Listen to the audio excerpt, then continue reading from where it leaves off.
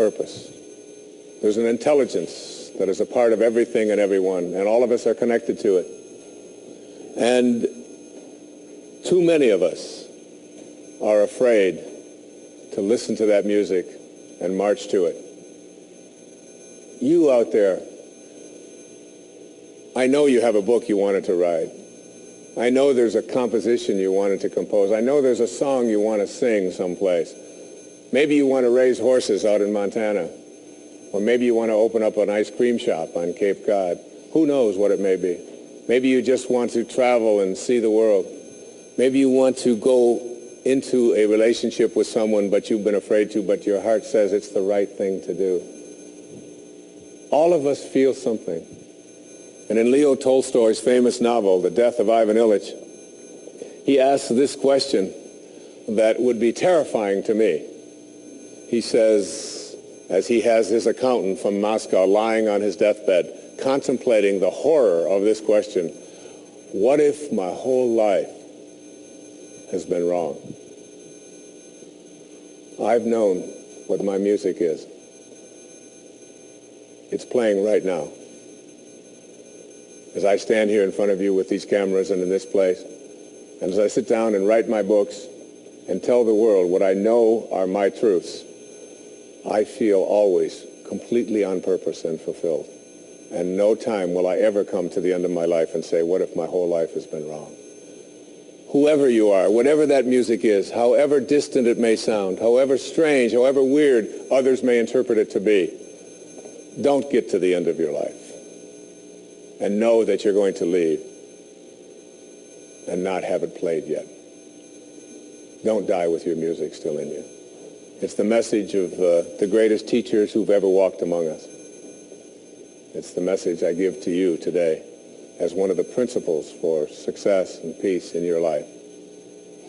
The next principle I call embracing silence. And embracing silence is not that I say this to you because it's so important to be quiet. What I have learned, I have a dear friend, many of you know, we've put out tapes together, we've appeared on stages all over the world together. He's like a brother to me. His name is Dr. Deepak Chopra, a medical doctor, and a dear and close friend.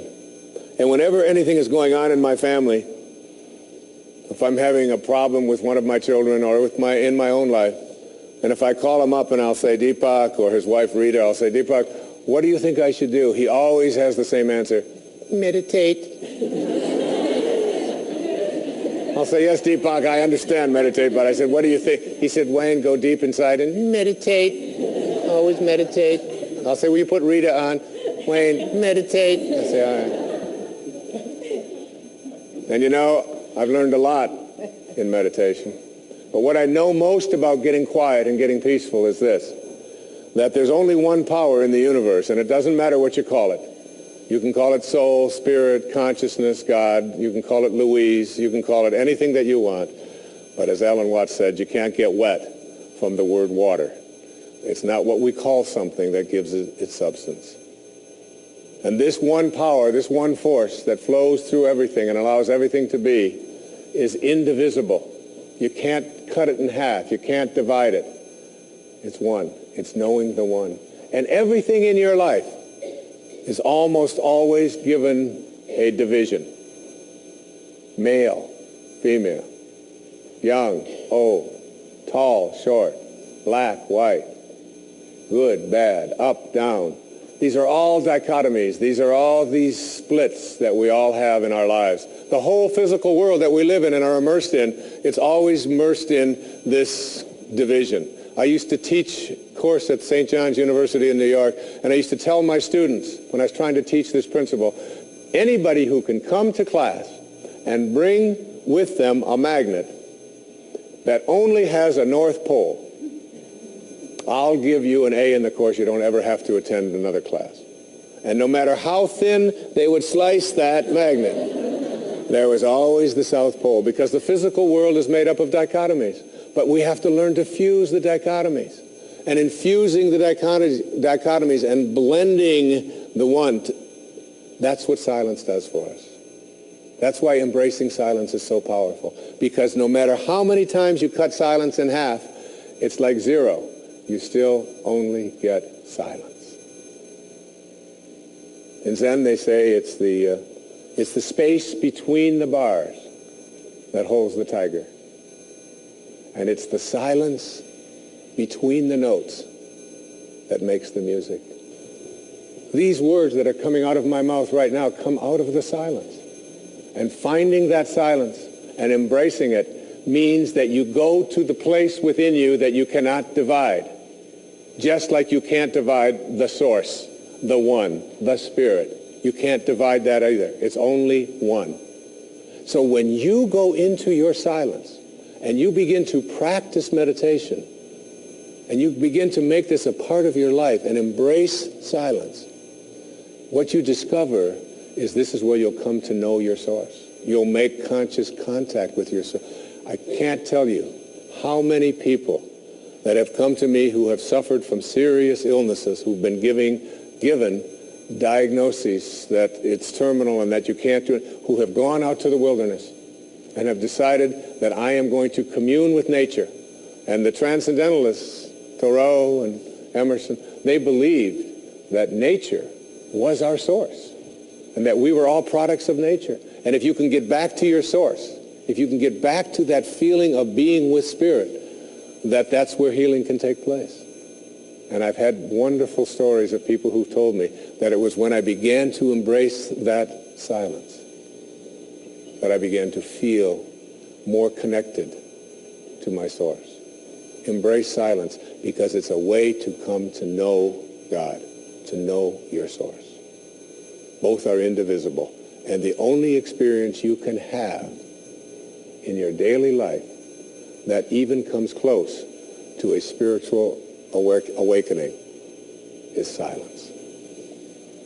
The next principle I call giving up your personal history. And I learned it from a man named Carlos Castaneda, who once said that one day, he said, I finally realized that I no longer needed a personal history. And just like drinking, he said, I gave it up. And that, and only that, has made all the difference in the world. You know the nice thing about giving up your personal history is that if you don't have a story, you don't have to live up to it. All of us have these bags of manure that we carry around with us called our past. And the people who have done things to us and the events and the circumstances, all of this stuff that we use and we bond to. And we bond ourselves to these wounds of our past and we identify ourselves on the basis of these wounds. And every once in a while we set it down and we reach in there and we smear it all over ourselves. And then we wonder, why does my life smell so bad? I don't understand this. When in fact, the now, this moment, merging yourself into the now means that you may have been in a relationship. I had a woman from Holland who came over to see me whose husband had left her after 25 years. She had 4 children, and she just had been on the verge of suicide. And she was losing weight, and she was depressed, and she was taking all kinds of drugs for it, and she was getting sicker and sicker because she just couldn't get over it. And she came to a book signing that I was doing at a bookstore down in Florida. And she said, you've got to say something to me. You've got to say something to me that will help me to get over this. And I told her this line. I said, give up your personal history. Merge yourself here, now, into this moment. And those 25 years are something, if you want to understand how to do it, think of your past as, this hat. And this is your past. Now, you can't just set this thing down over here and walk away from it and give up your personal history because you'll always have it there to look back at. What you do is you pick up your past and you embrace it.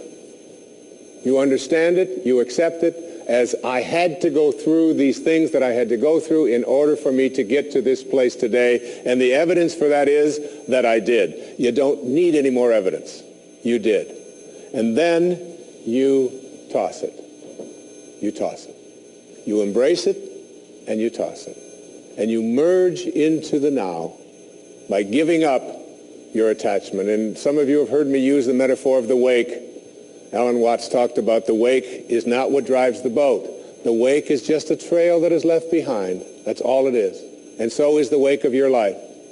And the wake doesn't make the boat go, and neither does the wake of your life the reason why your life is going in the direction that it is. The wake is a trail that is left behind, and it's an illusion to believe that it is the cause of your suffering or your struggles or your difficulty.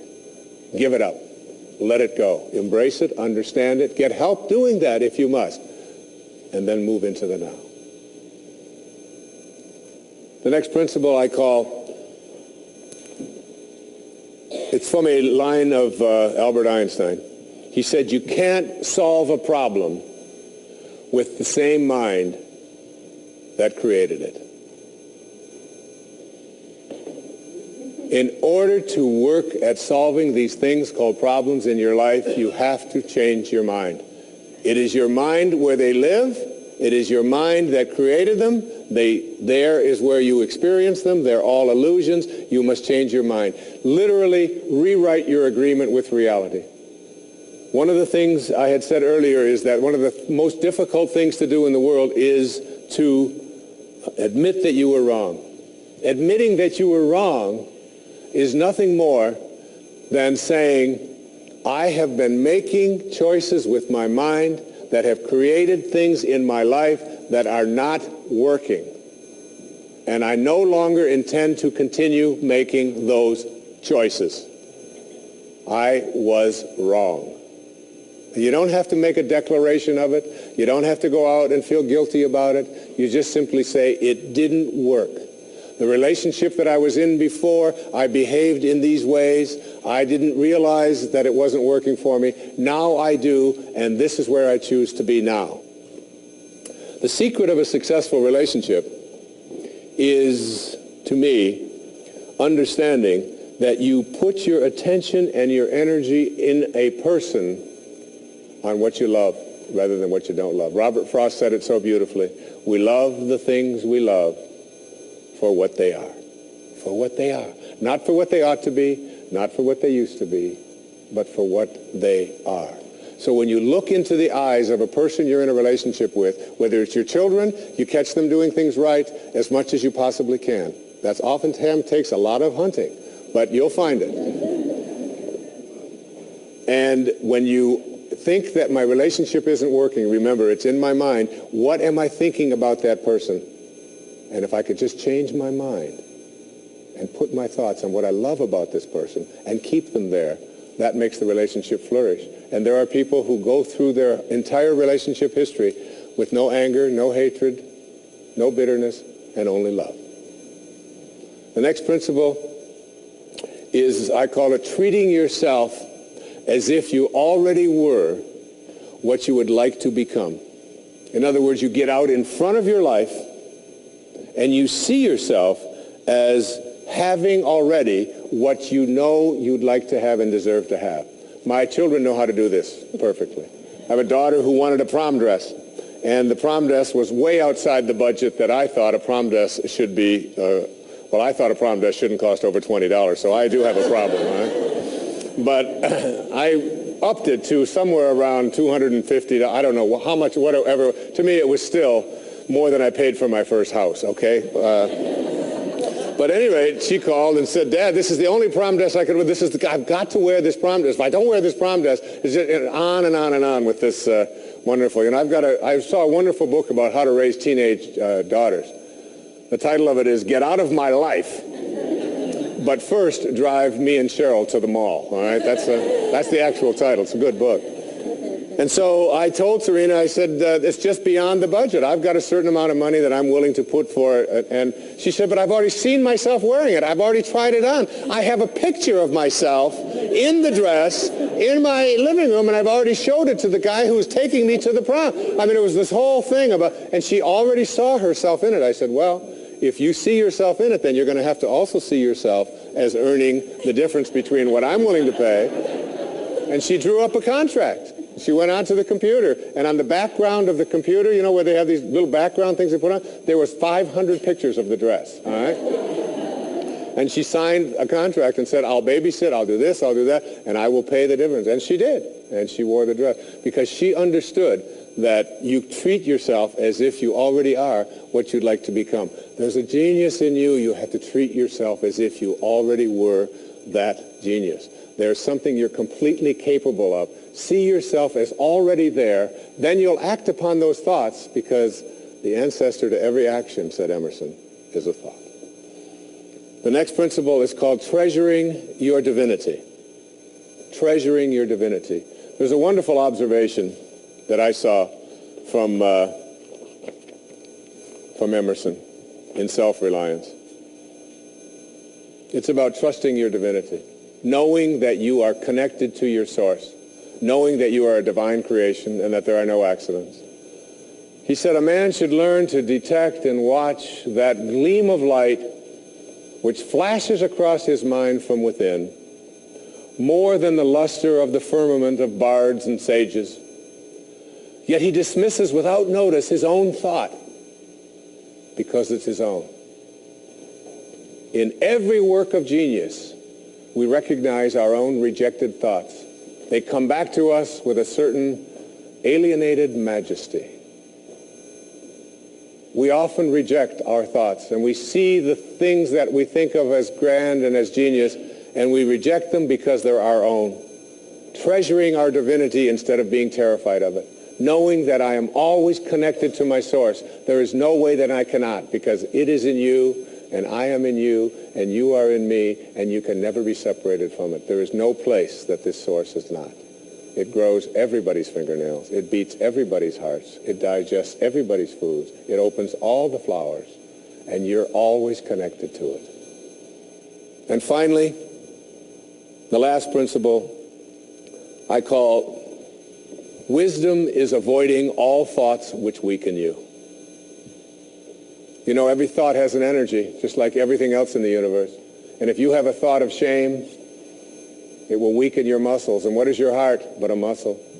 If you raise a child to believe in shame and feel ashamed of themselves, every time they think that shameful thought, they will be weakened. And if you have a thought of fear, and if you have a thought of stress, and you have a thought of anguish and anxiety, all of these thoughts and many more are the thoughts that will always weaken you. When you are having a thought that you know is disempowering you, shift it. Shift it to one that is empowering rather than disempowering. And the thoughts that empower are thoughts of neutrality and willingness and love, and ultimately thoughts of divinity. And when you see a troubled person who is out there struggling at the highest level of unity consciousness or God consciousness or spiritual consciousness, you recognize yourself in all that you see. There, but for the grace of God, go I. And I am connected to that person. Changing your thoughts. I appeared on the Tonight Show many years ago, several times, quite a few times. And I remember coming home from the Tonight Show, and I was walking along the beach, and they had taped the show the night before, and I was out for a walk, and a woman who lived in the Northeast stopped me, and she said, "Didn't I see you last night on the, how could you be here?" I said, "Well, I flew the red eye, and I was walking along." And she said, "You know, we're moving down here." She said, "What are the people like here? What's it like?" And I said to her, I said, "Well, what are they like where you live?" She said, "Well," she said, I live in a very big city." And she said, "They're very pushy. And people are not very kind. And they don't have time for you." And she said, "It's really not very pleasant." She said, "That's one of the reasons I'm leaving there." I said, "Well, that's pretty much what you're going to find here." That's basically what the people are like here. On the way back on the same day, someone else who had seen me the night before on the Tonight Show, who had lived in the Midwest, stopped me and asked me almost the same question. She said, "You live here?" I said, "Yes." She said, "Well, my husband and I are moving here and we're looking for a school." She said, "What are the people like here? What's it like here?" I said, "What are they like in Chicago where you live?" She said, oh, she said, it's the Midwest. She said, people are very friendly, they're open, they open their homes to you, they're very loving, they're very kind. She said, it's a wonderful place. She said, I love that. I'm going to really miss that. I said, that's pretty much what you're going to find here. It's what you expect. It's what you think about that expands.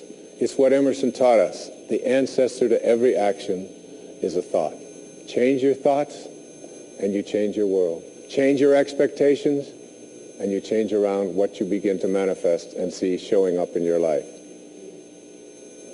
Thank you very much, and God bless you.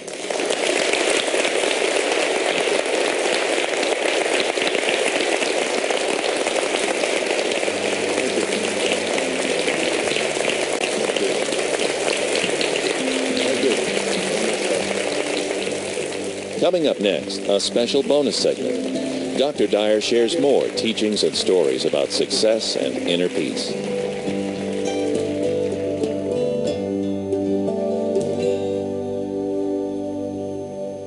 I'm walking on the very grounds that Ralph Waldo Emerson, Henry David Thoreau actually walked on in their lifetime.